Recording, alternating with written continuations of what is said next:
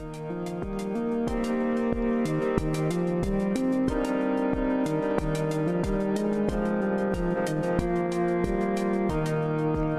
to Internally Guided Life, a podcast to help you unlock a life of balance, fulfillment, and joy. I'm Kayla Sweet, and together we're going to have fun and create change from the inside out. I'm so glad you're here.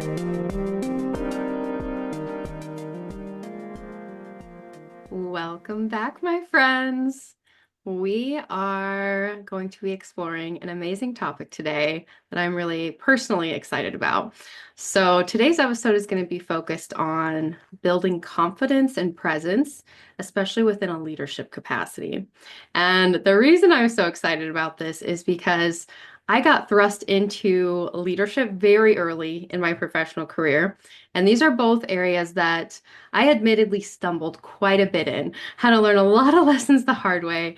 And we've got an expert joining us today who is going to make it so that you don't have to learn these skills through failure after failure, although some of that is part of the journey. I'm going to give you some tips and tricks to really build up your confidence, own your presence, and be able to be transformational in your way of leading and living so that you can make positive impact. And I'm just so excited to hear what she has to say. And I'm still on my journey. I'm still 1 foot in the corporate world. I manage a team, so I'm sure I will pick up some new tips and tricks for myself as well. So with that, I'm going to introduce our guest. We have Therese Miclot joining us today. She is a leadership development expert. She is a co-author of the book called The Facilitation Advantage, and she is deeply passionate about helping leaders show up with intention and impact, two things that I am so aligned with. So I cannot wait to hear what she has to share with us. She's also spent over 2 decades helping organizations transform their leadership teams, and she's got her master's in industrial and organizational psychology, which is amazing. So she's got this wonderful blend of lived experience in organizations doing this leadership development work and the theory and the background educationally to really create rich insights. So with all of that, I want to welcome you, Therese, to Internally Guided Life. We're so glad you're here. Oh, I'm so glad to be here, Kayla. And I have to say, your story is like so many others where you're really great at your job and then you get tapped on the shoulder and now all of a sudden you're a leader. And the reality is that it's really a different skill set than the subject matter expertise or domain expertise that you have. So I'm smiling at your story because it's so universal. Yeah, 100%. And it's a different skill set when you're supporting people and doing their jobs well and in developing and creating a culture as opposed to just, doing your own pieces.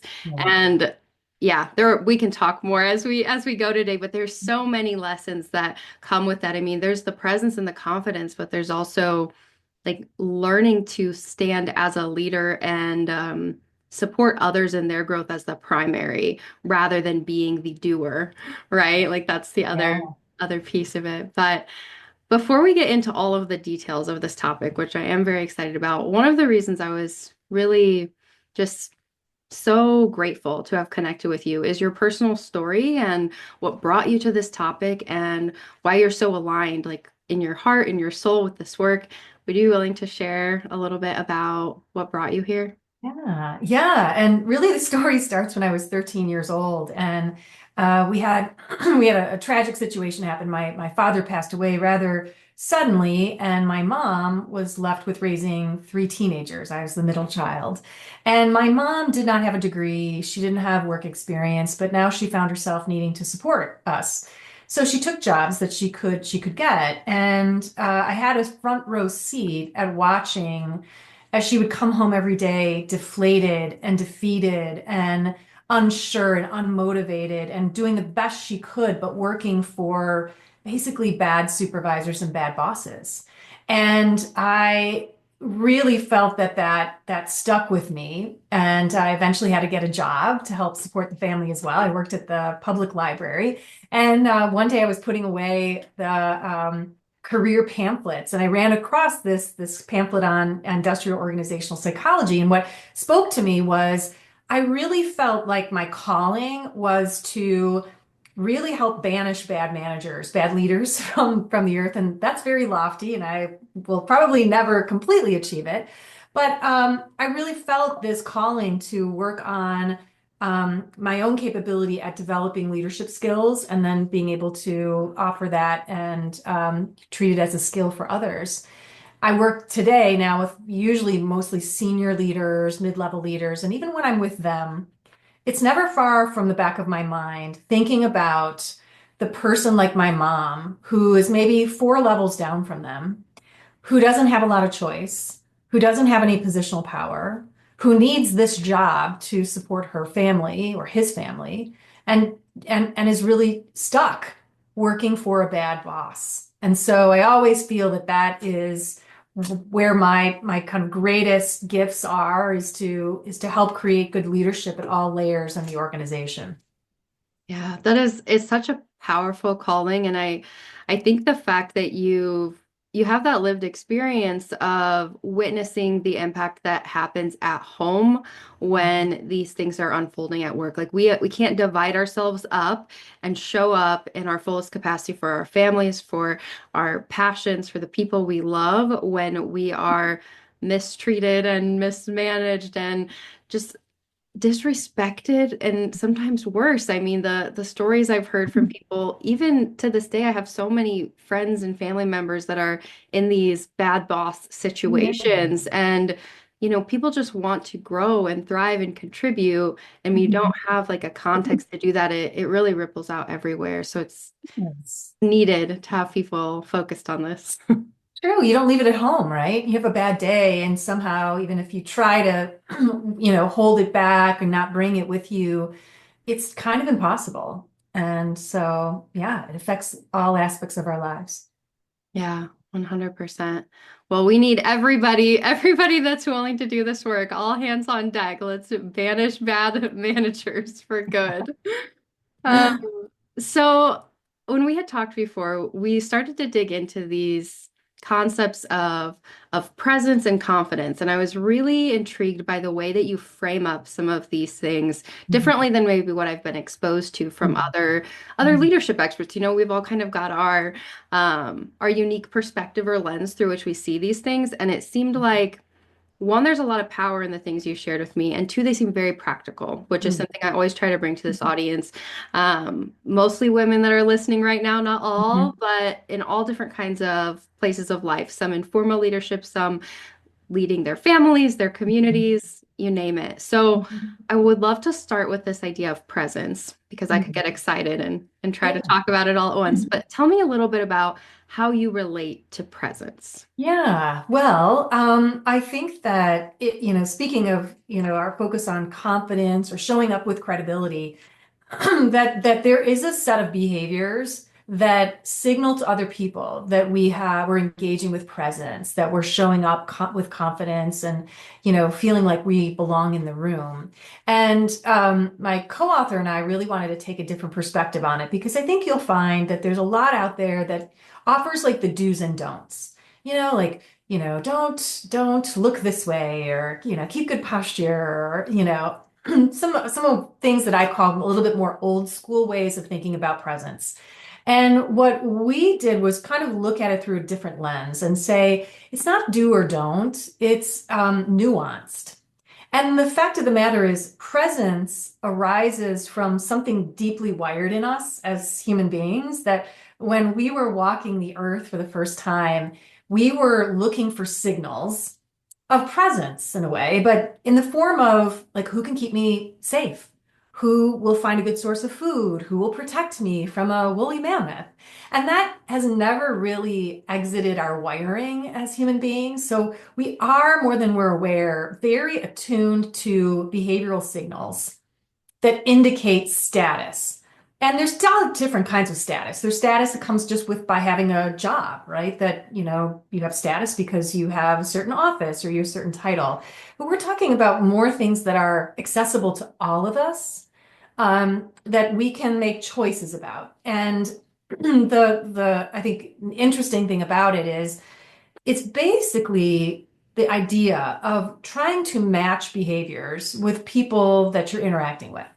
So, for instance, if you are maybe a new manager or maybe you're new to your job and you're trying to make a really good impression, and so you're with people who are more senior or more experienced, some of the behavioral choices you can make are more eye contact, being more concise as you speak, initiating conversation instead of waiting, not pre-qualifying your point of view. So I wonder if you relate to this, Kayla. Sometimes I'll find, particularly for women, when they offer their point of view, they'll qualify it and they'll say, well, I could be wrong, but, I haven't gotten everybody's point of view yet, but, Hmm. and it automatically diminishes us instead of just saying, here's what I know as of today. It's subtle, but it's significant because it signals that we are matching behaviors with others who are high status. But I think a really interesting one is pausing and listening are high status behaviors. Like you should be thinking about how do I create more space between my words when I speak and so on. Any guesses? Why would that signal high status? That's credible. Right. When we talked a little bit to this before, and I don't remember exactly where we went with the conversation, I would have the answer. But I think for me, when I'm listening to somebody and Mhm. they pause, I listen more closely to what's going to come next. It brings some Yeah. power. It's exactly it, right? That it signals that you're not in a rush, that you are not, beholden to the clock. And I mean, let's be honest, maybe you have to give a status update in a meeting and you only have 5 minutes. But if you could pause a little bit more, exactly what you said, it carries more weight in what you say. And I find I coach a lot of women in particular when they're nervous. They talk really, really fast. They just want to like get kind of their point out and like, get the spotlight off of me. Yeah. And we work a lot on how that signals that you own the clock, that it's not, the other way around. And listening, when you are a really astute listener and you're able to verbalize what you're hearing in your own words, it signals to others, particularly senior level people, like, oh, you get it. Yeah, that's exactly my point. And I think that's hopeful for all of us who are maybe still learning our jobs. I was just coaching someone earlier this week who said, I feel like I gotta say something smart in these meetings. Like I'm not saying anything and I'm worried that people just think I'm, a wallflower. I don't have anything to add, but I'm still really learning. And what we worked on was, okay, so don't always feel the pressure like you have to say the most brilliant thing or the perfect thing. But there's such a lack of listening in most meetings, people talking over each other, people saying the same point. You could start to add value by saying, oh, okay, let me summarize what I'm hearing. Or there seems to be a big theme, and these are the primary things. Is that what everybody's hearing? And all of a sudden, you have added so much value because people might be off track or losing the point, and you just brought everybody back. So I think that's hopeful for those of us that maybe suffer from like, or what I see, I coach a lot of women on, they like edit themselves before they speak, and then 2 minutes later, somebody else makes the same point, and they're like, oh, why? I had that same thought. Why didn't I say it? I'm not getting the credit for it. Ah, 100%. Okay, so I'm gonna kind of recap a little bit of this because there's so much here, and I want to dig into a few pieces of what you just brought up. So, when we're talking about presence in this capacity, we're talking about that sense of I want to listen, I want to follow this person is bringing some powerful energy into the room, right? Like there's a sense of commanding the space, but not necessarily in a loud way, just in the way that they operate with the other people in the room. And then when you talked about the power of the pause, I want to talk about that just a little bit more because slowing down is hard. It is something Mhm. that I still struggle with to this day. I'm sure the listeners on the podcast hear that from time to time. And it's Mhm. not just nervousness, it's excitement. When I get excited, I start rolling with all the Uh-huh. words. What are some tips that you provide to help women or people in general hmm to really slow down their speech, be hmm mindful and concise in their language? hmm I have a couple. One is, don't wing it, particularly in moments where you really do want to show up with more confidence and credibility. I would be thoughtful of, okay, this is a place where I want the point to land and I need to take a breath. So it can literally be as easy as finish your sentence and then breathe. And it may feel awkward to you, but I promise it will not usually feel awkward to other people because they're just used to the Peanuts character. You remember the Peanuts character? Wah, wah, wah, wah, wah. Mhm. And like the silence just is like refreshing to most people. The second thing I'd offer is if you need to like think of guardrails, another way to force yourself to pause is to say, all right, I've spoken for a couple minutes or 5 minutes, and I want to pause here and get other people's point of view. So Mm. you could be transparent about, I'm going to pause and I'd love to hear your reactions. And that's a really good way of forcing yourself. Because if you say, all right, I've spoken for, I've covered 3 slides and I want to pause here and get other people's opinion. And so those are two things that I think. So breathing, like being purposeful about where you're going to pause, and then purposely stopping and inviting other people into the conversation. I love that. I think announcing the pause can be useful, especially if you are maybe you are still a little nervous. You are in a new role, or the pause maybe feels uncomfortable still. You're not quite ready to be in that silence. Some people I Yeah. know get very uncomfortable when it's quiet for too long. So to just say, I'm going to pause, it kind of prepares you more so than maybe even the room. Like you need that kind of permission, and then maybe over time, as it gets more comfortable, you become more skilled. It's easier, I would imagine. Yeah. Yeah. I think it goes hand in hand with you have to have a mindset of, what I'm saying is thoughtful and important and it deserves a moment of silence. Like it's really important. So if I'm just one big run-on sentence, it's hard for people to know, well, what was the most important thing that you said to me? Hmm. And so a pause is going to be a way for you to make it easier for other people to take in your message. So that might be the mindset. Like, I want to make it easier for people and focus on them, not your nervousness. Yeah. Like, this does them a service. It's not for me. I love that. The intentionality behind that to make sure that your message has the opportunity to land. Mhm. Yeah. Okay. This is so good. Is there other pieces that you want to add with the presence? I know we talked about listening too and the Mhm. power of just being an active listener and pulling people together through paying attention, which this is Mhm. another thing that I think we're not as skilled at as we'd like to be or as we think we are Mhm. even sometimes, the listening. So maybe Oh my speak a little more gosh. to that. Yeah, if you think about it, where did you ever learn how to listen? And I don't know about you, but that was never a class taught, right? That was never a special subject in any of my schooling.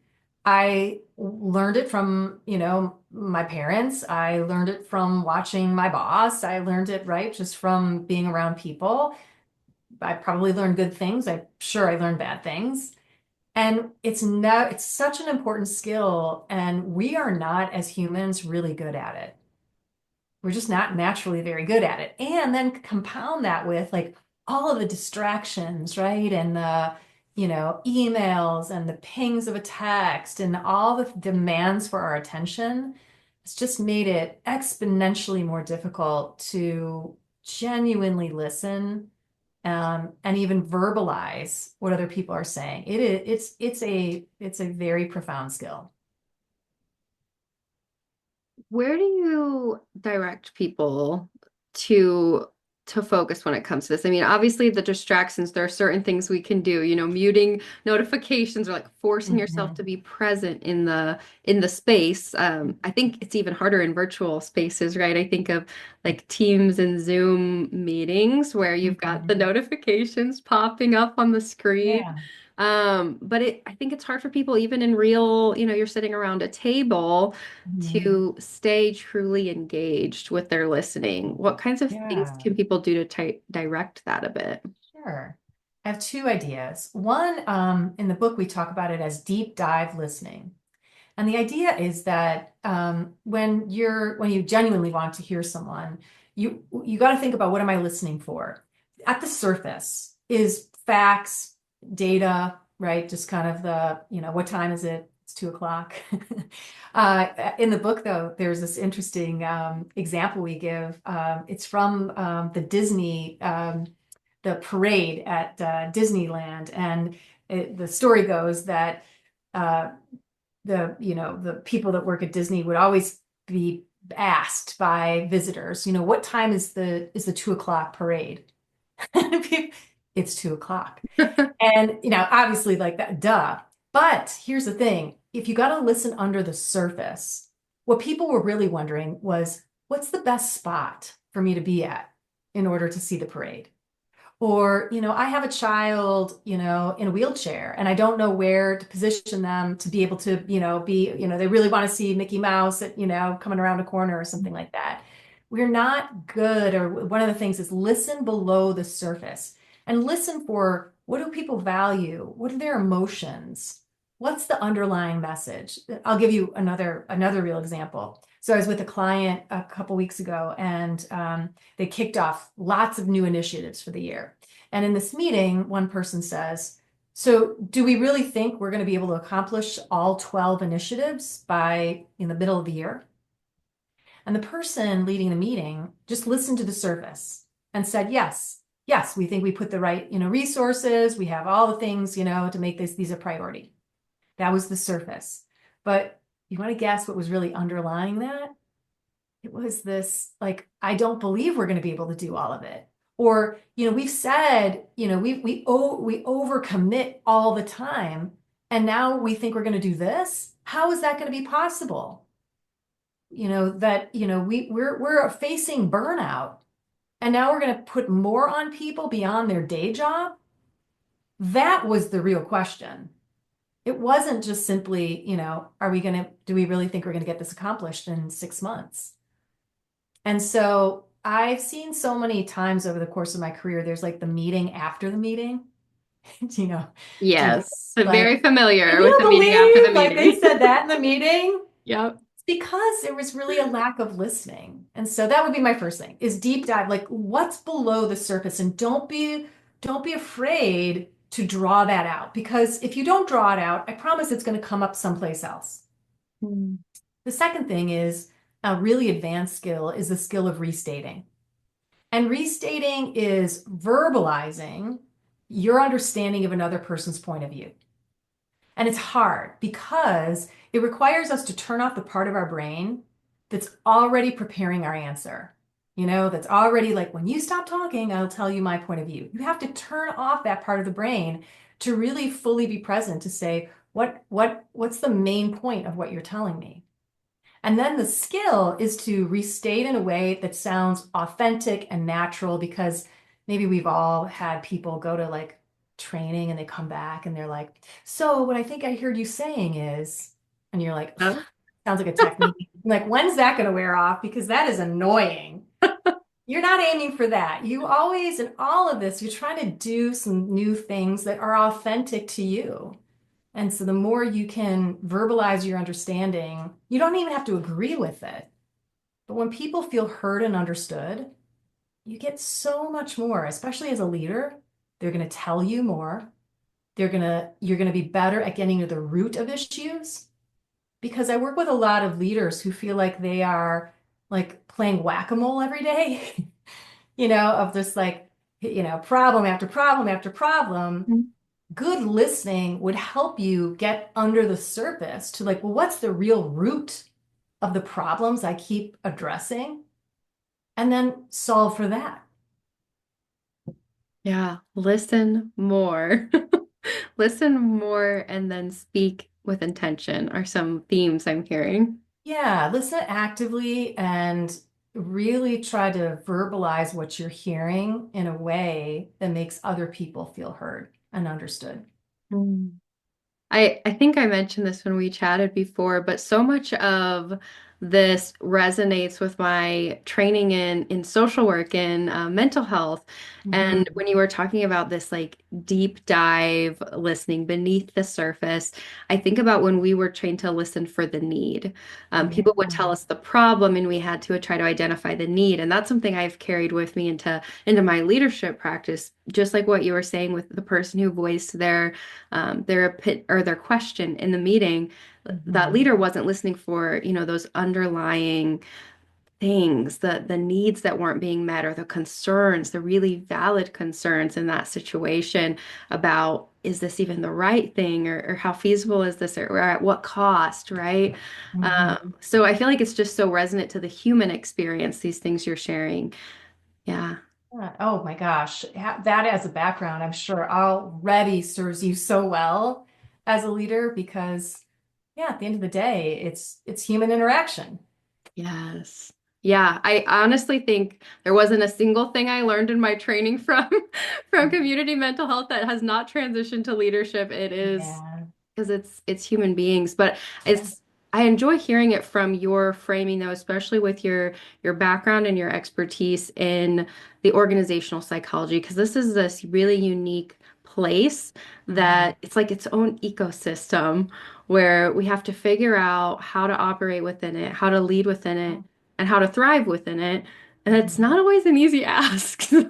No, no, it can be really hard to navigate in some organizations, depending on the culture and depending, kind of what's acceptable behavior and what's not acceptable behavior. And so, yeah, again, like we don't learn these skills usually in formal settings, and so we have to kind of play catch up when we find ourselves now as a supervisor, team lead, or manager. 100%. Yeah. So speaking of these skills that they don't teach us about, so we're digging into presence. I feel like we're kind of tangibly pulling out some of these behaviors, some of these things we can practice to really own space and Mhm. know that there's value in what you have to bring. Mhm. That Mhm.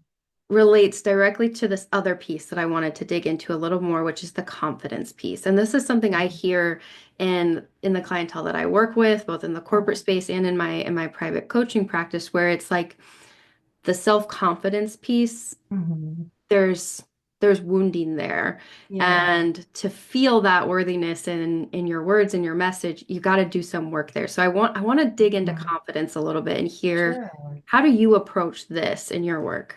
Yeah. I think my approach is all around mindset, because everything kind of emanates from the messages you're sending yourself. And most of us talk to ourselves, like just think about, when somebody, tells you a phone number and you have to memorize it, you're like saying it in your head. That's Uh-huh. self-talk, or right when you're in the shower or driving into work, you're talking to yourself. And we can say some really horrible things that undermine our confidence, that don't support us showing up in the way that we want to show up. And the way I approach it is to really start by thinking of how can you manage the voice in your head? And the way that I think works in the most practical sense is one, you've got to recognize it. So if you're saying things to yourself like, I don't deserve to be here, or don't screw up, or, they're going to find out that you don't know what you're doing, or all these nasty things that we say to ourselves, the bottom line is it shows up in our behavior. Even when we're not saying it out loud, it is like a billboard on our forehead because our thoughts drive our emotions. And so if you're frustrated or scared or nervous or unsure, well, guess what? That's going to show up in your behavior. So you talk fast, you ramble, you don't make eye contact, right? You second guess yourself. And so you pre-qualify everything. And then what happens is the people that are now watching you do these behaviors may not engage with you, right? Or may not, ask you questions or keep following you. And then You leave a meeting and what do you say to yourself? See, I knew it. I wasn't ready, or, I'm not good enough. And so it's a self-fulfilling prophecy. And the approach I would offer to everybody listening is don't allow that thought to just run rampant in your mind. So think about, okay, if you're saying to yourself, don't screw up, don't say anything wrong, then stay curious with that. Like, okay, well, is there an expectation of perfection? Do I, have I learned how to do difficult things before? Probably, right? That, okay, I may not be good at this right now, but I've learned how to get good at something, right? Or I may have, do I have support around me? Do I have people? I just was talking to a client today of, the people surrounding this person wants their success. Like they're not out to get him. And so if you can stay curious and then think of some self-talk that will support your goal. So I've had to learn this lesson over and over. I was in a situation years ago where I was asked to present something to a senior team, and I was initially like so excited. It was like visibility and like, oh my gosh, like the people are going to see what I'm doing. And the closer the date got, the more nervous I was. And then guess what? I was procrastinating. I was supposed to be getting ready for my presentation and I wasn't. So I stopped myself and I like, what am I saying to myself? And literally what I was saying was, they're going to think you're an idiot. You've Mhm. never done this before, which by the way was true. I had never done this before. Now I don't think I'm an idiot, but I never had done it before. And so I was like, that's not going to help me, right? That's going to show up in my message. I will not show up as confident. So I have to rethink it. And so the way I did it was I said to myself, okay, nobody is expecting perfection and just tell your story. Just tell your story. Now, was I completely relaxed the day of the big presentation? I mean, sure, I was nervous, but I was not anywhere near the level of anxiety that I was at before I at least reframed my thinking to show up with more confidence. And I Mhm. think that's accessible for all of us, is that, you gotta not allow those thoughts to run without some assessment of, will it serve me? Was this going to help me? If the answer is no, then you have to rethink it. Yeah, I love the example that you gave in that like when you're doing something new and the way that the self-talk comes up in those situations because I see that a lot, especially when we're thinking of you're either a new leader or you're Mhm. not in a positional space of leadership yet and you're Mhm. trying to build your career, trying to make a name for yourself, build your personal brand, right? You're trying to show up. So you're taking on a lot of new things Mhm. and trying to develop these skill sets. But when that self-confidence piece isn't there, or when you start thinking like, yeah, I have never done this before. Yeah. Like, what if I fail? What if everybody thinks I'm stupid? Like all of those stories that run rampant. And it sounds like what you're speaking to, it's that growth mindset piece is part of it, right? It's you're not expected to be perfect. And just because I haven't done it before doesn't mean I'm not capable of Mhm. doing Mhm. it. Yeah. Yeah. Right. I think most of us can probably relate to a time where, yeah, in the past I wasn't good at something, but I did learn. And so if I can learn this too.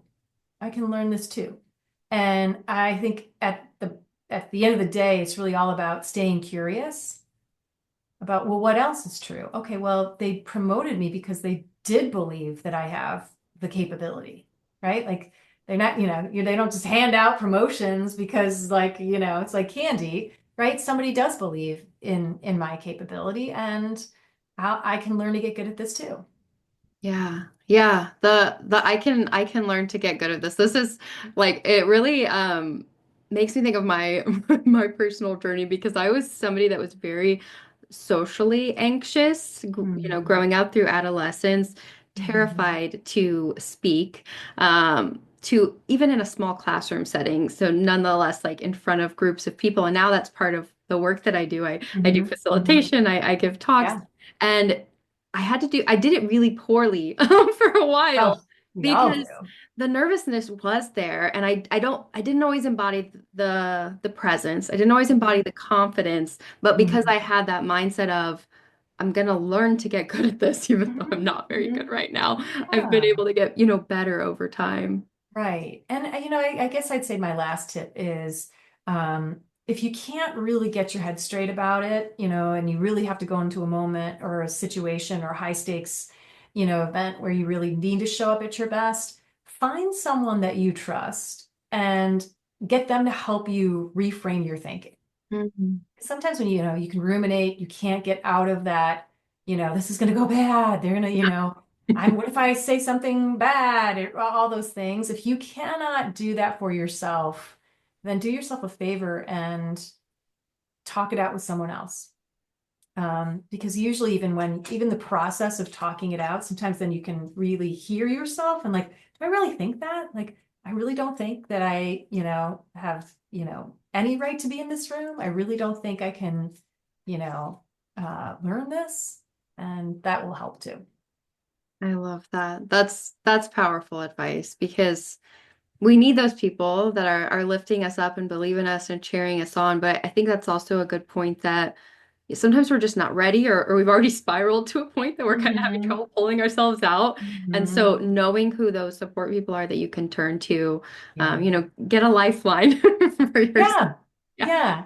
Yeah. My last tip is let's say you come into a situation and you feel like, okay, I feel like I'm confident. I'm going, into this meeting with kind of good self-talk. And then you get a curveball question you weren't expecting. Now all of a sudden it's like, I have no idea how to answer that question.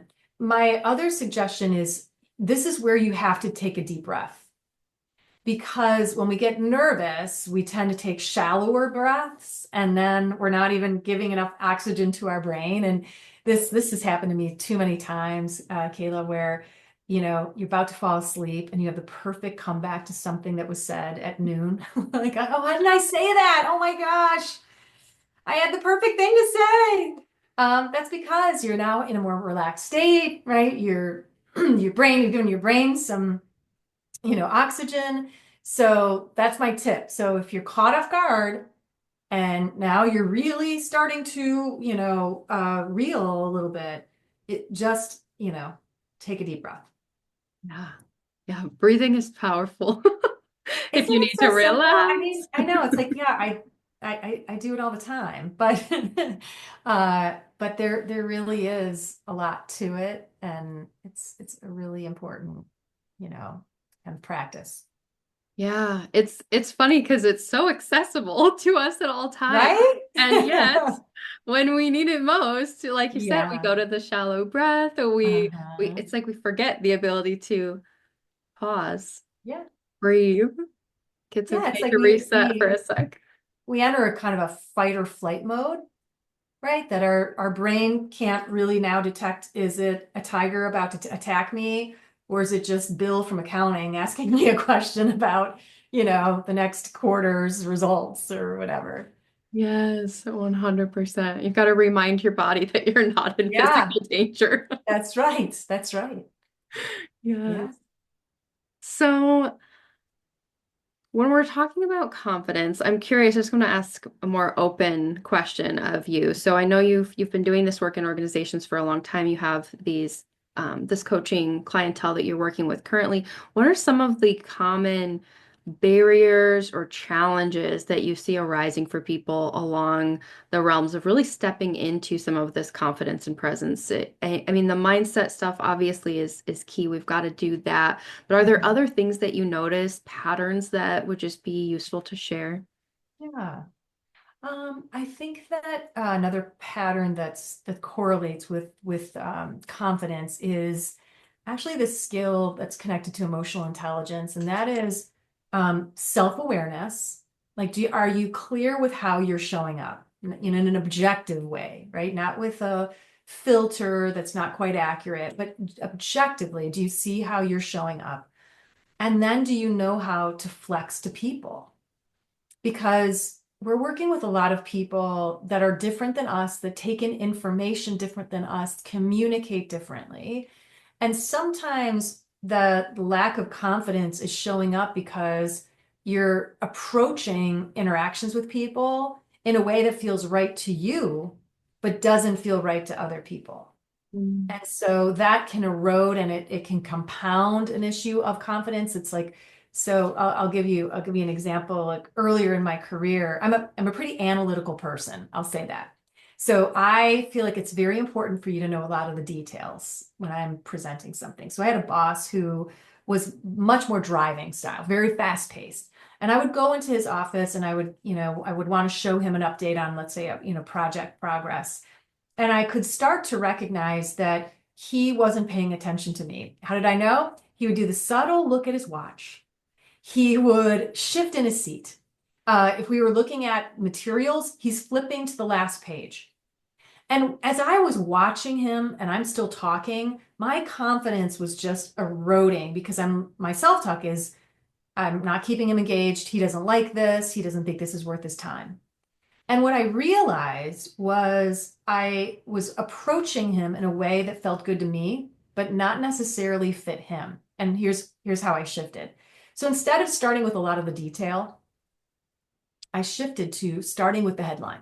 Bottom line, we're on track for phase two because that's what he cared about. That's what he wanted to hear. He wanted bullets. He did not want paragraphs. And so, a real key for building confidence is not being inwardly focused, but actually turning your attention to noticing how do people want information. Some people just are like, I don't need the background, just give me the bottom line. Other people want, wait, are you just going to give me information or are we going to have a conversation? So they don't want you to just throw data at them. They want you to have a conversation with them. And so if you want to work on confidence besides focusing on, self-talk and mindset, it would really be watching for how you can shift your behavior just temporarily to match the style of other people. Because when I did that with my boss and I'm like, oh, okay, I'm seeing the signs. I need to move faster. I need to be more direct. I need to start with the punchline. I shifted my behavior and those meetings went so much better. And I would walk away feeling like, okay, I figured it out. I felt more confident, like I knew how to interact with him in a way that I could influence and I could show up, in a way that matched what he was expecting. Yeah, this is so powerful. I wasn't expecting the conversation to go in this direction, but it makes perfect sense to me that the confidence builds when you have that self-awareness and that interpersonal awareness, right? You're Mhm. recognizing the way that your way of communicating is landing for somebody Mhm. else by picking up Mhm. on some of those verbal and nonverbal cues in their Yeah. body language. Like we can sense when someone's checking out and it doesn't feel good. And so it's like stepping into this practice of empathy is what I'm hearing. Like you are trying to see from their perspective, how do they want to receive the information Mhm. and then Mhm. deliver it that way. And then you're getting that positive feedback that builds the Right. confidence. Exactly. It Yes. snowballs in the most positive way. I've been teaching this for about 20 years, and I use a tool called Social Style, and it's very connected to emotional intelligence. And what I love about it is it's a multi-rater instrument because we often don't see ourselves very accurately. Like as humans, we're not great Hmm. at seeing ourselves completely accurately. And this tool is giving us a look at how you see yourself, but also how the people you work with, how they see you. And then you get insight into, oh, okay, when I'm working with Dave, I should be really, really direct. If I'm working with Amanda, she really wants more context. She wants more information. If I'm working with Sarah, Sarah wants to like feel like we're working on it together, not that I'm just talking at her. And so it gives you a whole set of behavioral skills that I think very much correlate with building confidence. 100%. Yeah. Well, and this was one of the things that so intrigued me about your work is how these practical easy to implement behavioral shifts do create this like positive snowball. I'm curious, are there any, I know we've talked about several kind of directly and indirectly, but are there other behaviors or subtle shifts that you would recommend for people that are trying to step into some more personal power in the Mhm. workplace or just in their lives, trying to take more authority and ownership? Mhm. I think I would tell you more about you know, thinking first about whenever you're trying to influence someone, what are their needs first? So I work with a lot of technical, brilliant people, and the challenge they often have is when they step into leadership roles, you have to communicate different. And because oftentimes when we come into, or meetings or conversations with people and we have in our mind, okay, I need them to buy into this, or I need to tell them this, it's very much centered on what we need and not what other people need.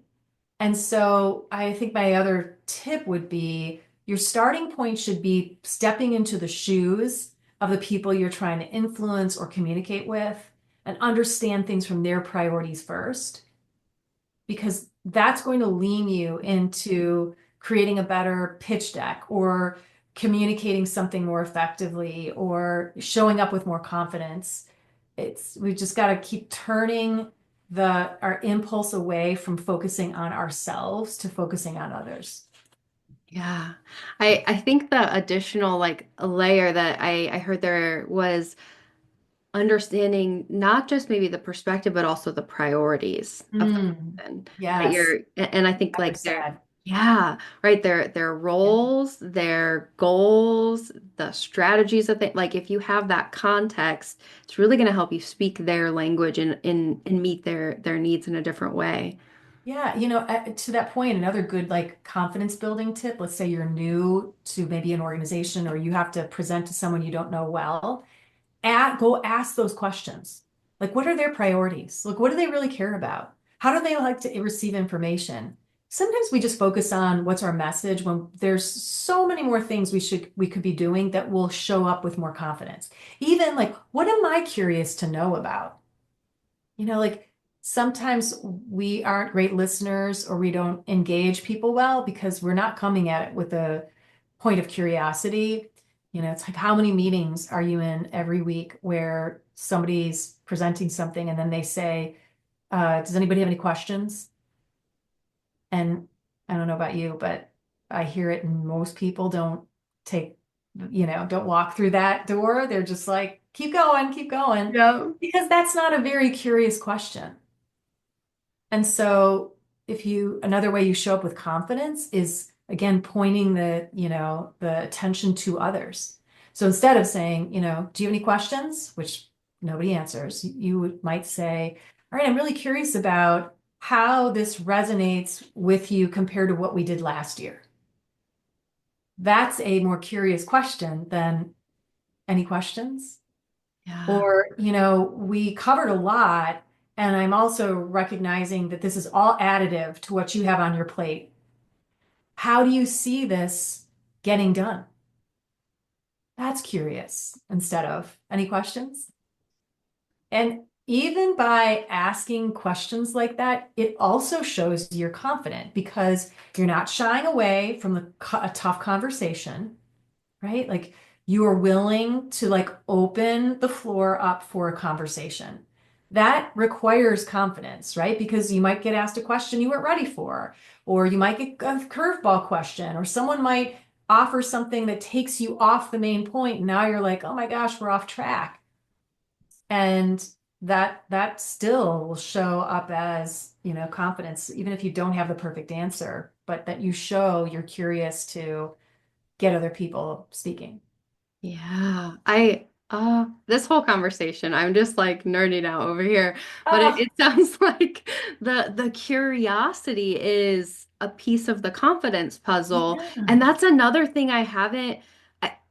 I, I read a lot. I'm a reader. I read. I Mhm. consume information all the time, Yeah. and I Yeah. don't always hear curiosity talked about within the context of confidence. And I love this framing of it Mhm. because it allows you to explore and to embrace that curiosity. But you're right. When you ask deep questions, Mhm. it does, it creates a sense of respect and admiration. Mhm. And people Mhm. do view you differently when you're good at asking questions and you Mhm. gathering this information that's useful. Yeah.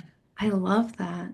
Isn't that like, I think that's such a good, wonderful thing for us to know back to if you're, your confidence is wrapped up in like, you better say something smart or, offer something really important or say something that's going to make everybody, think you're awesome. When really you're going to show up with awesomeness by the quality of your questions. Ah, You don't have to have the perfect thing to say all the time. You could come with a perfect question and people are going to be like, oh my gosh, Kayla, that's an amazing question. And you're like, yes, I know. yes. Questions do like they floor people and it creates this, like you said, you're inviting people in and you're creating this culture of collaboration too, which is Yeah. very much a leadership capacity, right? Like you're Yeah. creating an environment Mhm. where you're soliciting this information and causing Yeah. people to think deeply, which is it gets people kind of out of the, I don't know, you get so in you're like on autopilot, right? Mhm. So Mhm. when you ask a good question, you pull people out of that and they're like in the room with you again.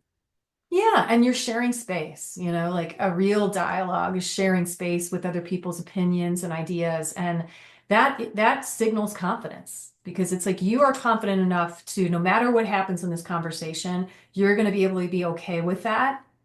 And then, either, okay, we've talked about it, take back, move on to the next topic.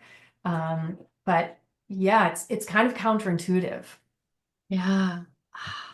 This is this is amazing. I'm just so pleasantly surprised by all the places that this conversation has gone. I shouldn't say surprised because I knew it was going to be amazing to connect with you, but I feel like we just reached a different level of depth in some of these inquiries than I was expecting, and I always love that. Oh, I'm so delighted.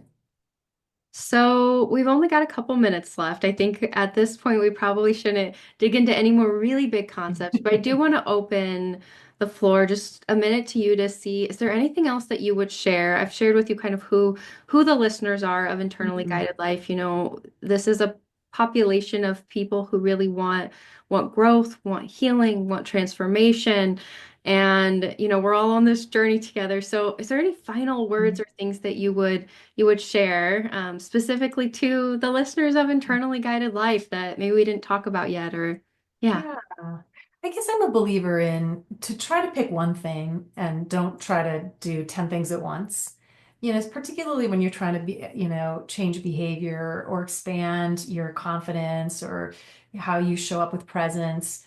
To try to do too much, I think just sets any of us up for feeling like, oh, I couldn't do that either. So I would say, if you take one thing from this call or this conversation, maybe you just pick one thing. Maybe it's just, okay, I'm really going to be paying more attention to the voice in my head. Maybe it's, you know what, tomorrow I'm going to really think about the questions I could bring to a meeting that are more curious. Maybe it's, I'm going to be more conscious of pausing when I speak or being more concise or even just being more observant, like not focusing on myself so much, but like just going to really watch other people's behaviors and learn a lot more about how I might need to temporarily shift my behavior when I work with them. That's I think what I would leave everybody with is, small steps, one at a time. Yeah. Yeah, find one place to start. I love that. And I would also invite you to share how people can connect with you, follow your work, find the book, any of the things. Okay. Well, I would encourage everybody like follow me on LinkedIn. And the reason I suggest that is this is kind of back to my personal story that I feel this need to provide valuable insights and practical tips to leaders to again eradicate all bad leaders from the universe. So if you follow me, you're going to see I'm quite active in providing lots of practical tips and ideas. The next thing is go to the facilitationadvantage.com website. The book, of course, is by the same name, but you'll find a free self-assessment. And what's great about that is you can find out more about some of these skills and really just identify how do I stack up against the best, leaders. And that will also give you a little direction of maybe what to work on that should be priority. And then, of course, lastly, the book. And the book is designed not to even be read cover to cover, but rather, if I know I need to be a better listener, if I know I need to present with more confidence, if I know that I need to be better at storytelling, like I find that I lose my audience because I usually have a lot of information and we're the seventh meeting of the day and people are tired. I need to be better at conveying information through story. The book is designed to help you go directly where you feel like you need some support to show up with more confidence and capability. I love that. I am definitely going to get a copy for myself and my team. I feel like these things that we've talked about today are so powerful, and it it requires more than one conversation, right? Like I feel like even with all of the depth that we've covered, there's always these new invitations to practice. And so having this book, this tangible thing that we can refer back to and keep us going and keep us learning. Yes. Uh, this has been amazing. Oh, I really have enjoyed the conversation. Thanks for having me. Yeah, thank you so much for coming on. It's been amazing for everyone who's listening. I hope you've enjoyed it as much as we have, and hope that you can just spend a minute after you're done listening and identify that one thing that really landed for you or that it brought out your curiosity and bring it forward into your life. Make it real. Don't leave it in the podcast or your car, your walk, or wherever you're listening from. So I will leave you all with that. Don't forget to share this episode with anybody that you think might benefit from all of this wisdom. And make sure you connect with Therese and take care of yourselves. And we'll talk soon. Bye-bye.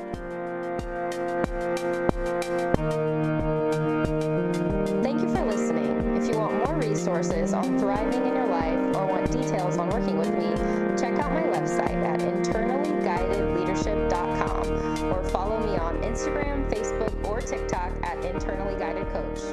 Be gentle with yourselves out there, and I'll talk to you next time.